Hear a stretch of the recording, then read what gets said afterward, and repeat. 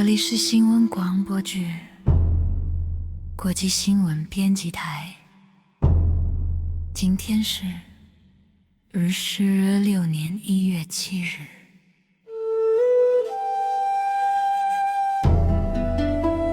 凌晨时分，台北还在夜里，欧洲刚过午夜，美洲尚未天亮，时间没有停止，只是把声音调低了一点。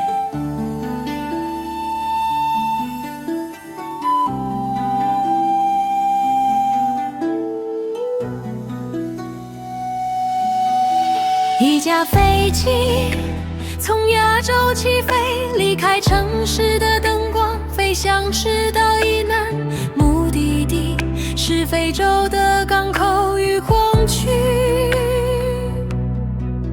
靠近海岸，也靠近资源的源头，外交官没有多说话，但航线本身就是讯息。原料、能源、航道正在取代口号，成为外交的语言。这样的移动可能重新安排，恒常属于谁，工厂设在哪里，哪些国家被纳入供应，那些被排除在外。世界的生产地图正在被慢慢重画。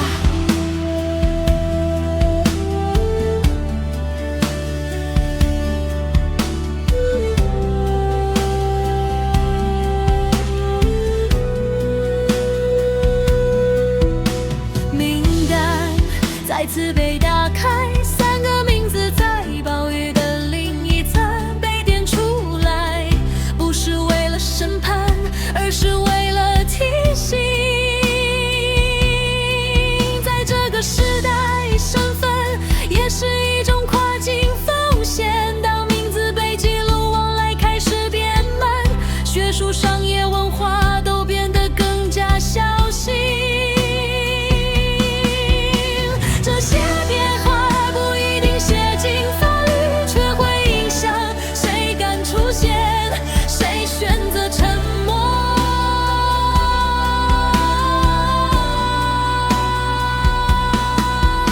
稀土、材料、双用途，从工厂到工厂，从合约到法条，原本写在商业文件里的字，开始写进国安与政策文件。价格不再只是市场问题，而是国家的底线。当价格被拖住，当供应被保护，资本开始改变方向。投资不再只指向历史稳定，少于让位给安全。全球化开始出现裂缝，夜里在东亚的天空，无人机飞过，靠近边境的油库起火，前线没有明显移动，但后勤在地图后方持续燃烧。战争正在被计算，计算的不只是距离，还有库存时间与耐力。这样的战争不一定更激烈，但会更漫长，也更消耗整个世界的资源与注意。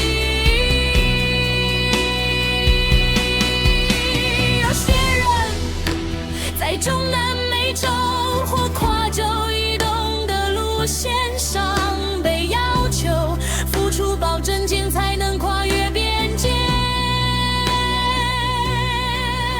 风险被高上价格，护照与签证变得更重，流动变得